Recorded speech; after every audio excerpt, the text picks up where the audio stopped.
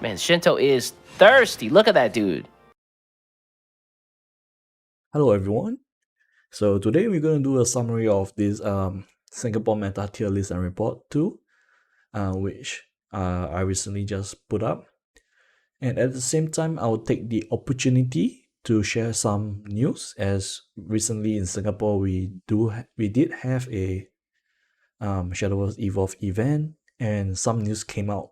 So yeah, I will share that news after we go through the tier list. So this summary is for those people who prefer listening than reading the whole article.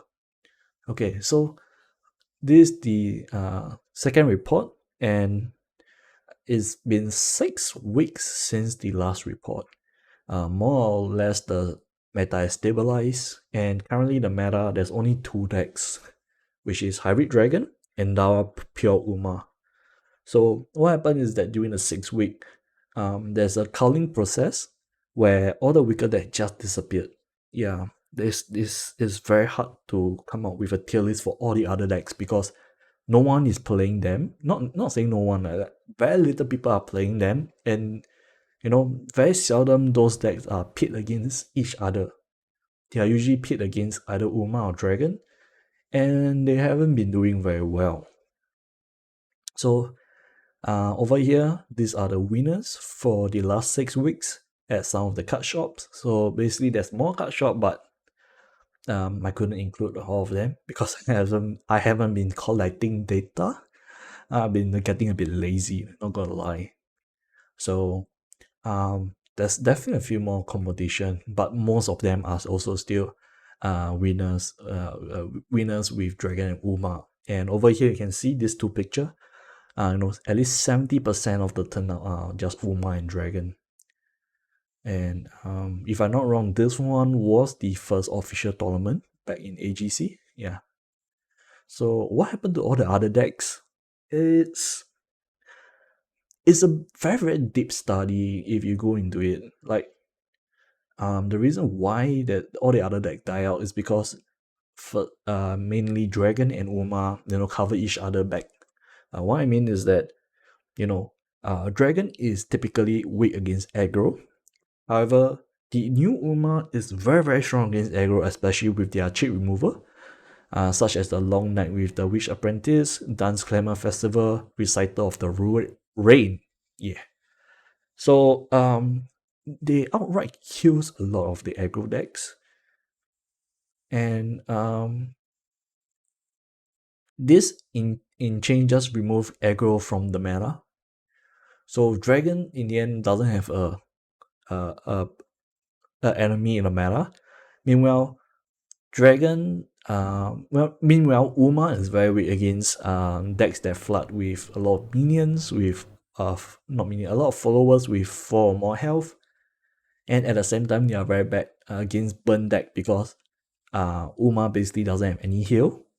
But Dragon can outright kill those decks because Dragon do have bot wipe, and at the same time, in terms of damage, Dragon is faster than any burn deck currently in the meta. Yeah. So with the main weakness of Uma out of the way, in the end it becomes like there's only Uma and Dragon. Of course, there's decks that's good against Dragon like Hyper Aggro and decks like Burn against Uma. But the problem is that if you bring any of these decks, you are meant to win one deck and not both. And this is why a lot of people just default to Dragon or Uma instead. So also another reason why it is doing these two decks is doing very well is because Dragon has been strong from the start. That's not a lie. They have almost every they have almost every answer to every problem because they also have access to the neutral decks or neutral cards quite easily because of the way they play, which is ramping up, so they can play those big neutral followers. So that's the reason why they managed to withstand the Uma onslaught. Meanwhile, Uma is just basically too strong. I mean, who expected, right? Yeah, given that you're able to mix class so that you can take another strong strong card from one class to move to another class to help with the other class weakness. Yeah, so Uma all in all has become very strong. However, from both deck, you can see one big problem right now in the meta is that followers with big stats and Storm is just too strong right now and it's too cheap to play, in my opinion. Reason being is that you see Ogre Cat. So Ogre Cat, 6 mana 4/4. It does look like a worse version of Genesis. If you want her to have the same damage as Genesis, you have to use up 3 carrot, meaning your evolve space will be taken out, and you still have to discard 2 card to gain Storm. However, the thing about Ogre Cap is that you don't need to put all 3 carrots on her always. And she's less bricky because she costs less mana. That means it's still fine for 6 mana, discard 2 for Storm. Realistically, you most likely play her as 7 mana, discard 2, it becomes a 6/5, and 6 damage is still quite a lot. Yeah, so why she's a lot better is the Genesis, is that she is much more flexible, which in a sense make her very unpredictable. Yeah, so Genesis Dragon, back in BPO1, BPO2, once you reach turn 9, turn 10, your opponent do have to start warding against Genesis. Meanwhile, Ogre Cap, she can come in as early as 6. So she does turn 6 to turn 10 to no sorry turn 6, 6 play point to 10 play point to play her. So it makes her very, very flexible and hard to predict. And at the same time, because she's her mana cost is lesser, she's less likely to break in your deck. And previously BPO1, BPO2, you'll be playing 3 Forte and 1 Genesis Dragon. But right now, you will be playing 3 Forte and 3 Ogre Cap. And each Ogre Cap, right, potentially can be a Genesis Dragon, given that if you have not used any carrot before. So this makes Dragon have a lot more Storm followers to hit face, making the deck more consistent at dealing damage. Meanwhile, the discard 2 doesn't hurt Dragon that much because Hybrid Dragon right now, they are playing a variant with discard, and they already have cards that mitigate the damage from discarding. So even that, they have some card that wants you to discard. So in the end, Ogre Cap ain't much of a drawback. The discard 2 for Storm ain't much of a drawback for Dragon.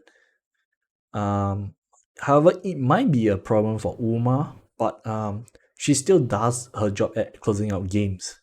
And right now, Uma, recently they have been playing with this card, Pressure by Approaching Hit, which give a follower Storm and +1/+1, which combos very well with the Dawa Scarlet, because Dawa Scarlet will be making it into one mana. And so imagine 1 mana, give a follower Storm and give it +1/+1, which is very, very strong. And meanwhile, Voka helps the deck a lot by, creating big followers to give Storm. Because whenever you cast a spell, your follower get +1/+1. Even though it might be once per turn, but most of the time your follower might come down and becomes like 4 or 5, which is quite a lot of damage. And the problem with that, these Storms are just too fast and early.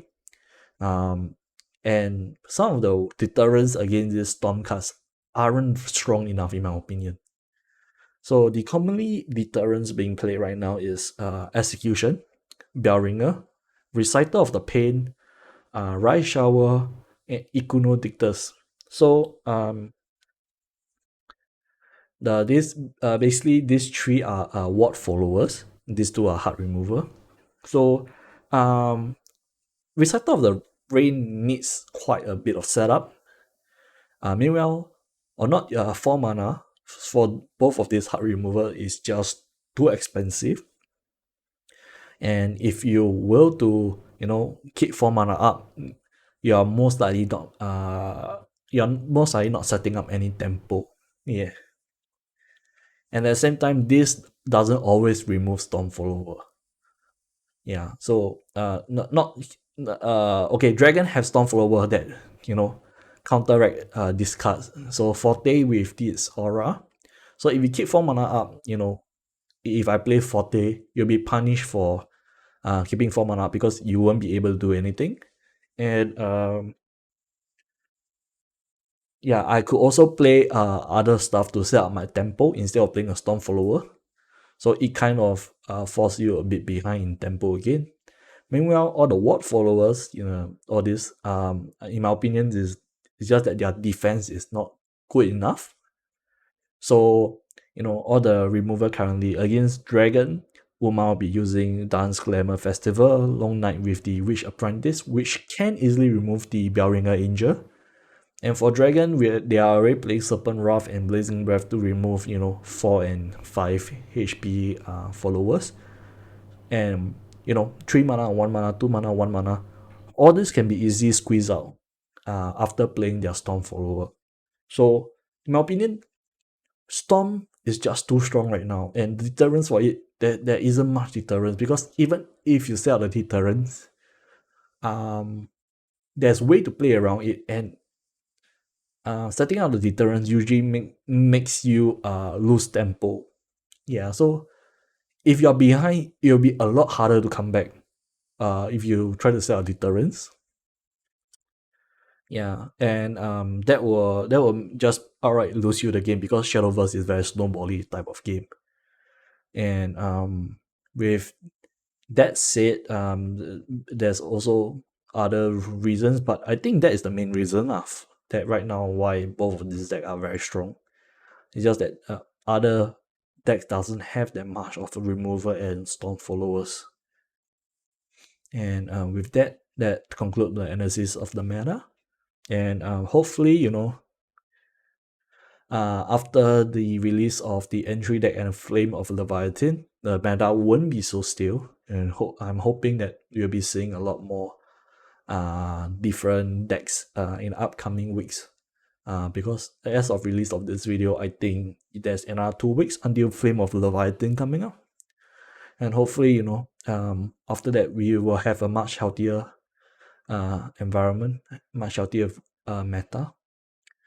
Okay, so for the news, so recently we did have a Shadowverse tutorial event, and you know, it's at the Bushi Road Grand Prix Singapore. So what happened is that on Discord, someone was asking if the English version of Shadowverse Evolve, when will it be coming out, and we did get a very sad response. Sorry to break the bad news, but this is what is said. So basically, this Discord user asked Kidani at the Anime Festival Asia 2022. The reply from Kidani for the English version of the cards is that not in the near future, which sadly means that they have no plans for it yet. The thing is, I wasn't there. I don't know if this person telling lies. I don't think they have any reason to tell lies, you know.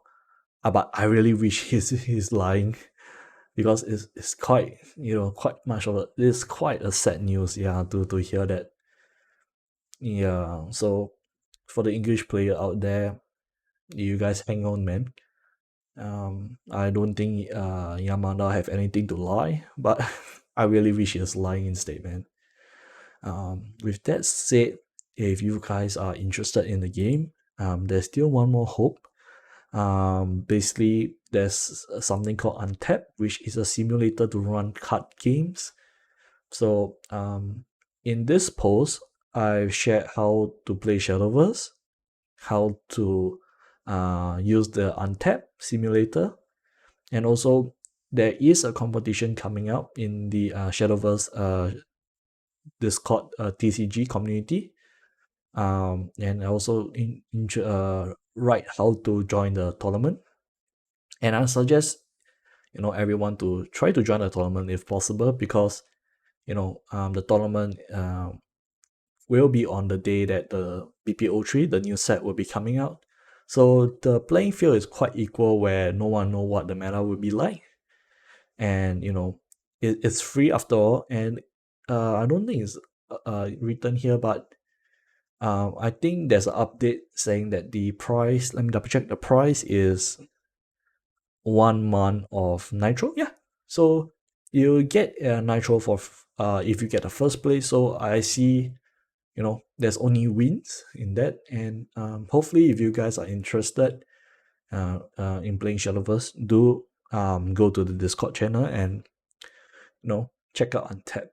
And with that said, that's all from me, guys. I hope to see you guys next time.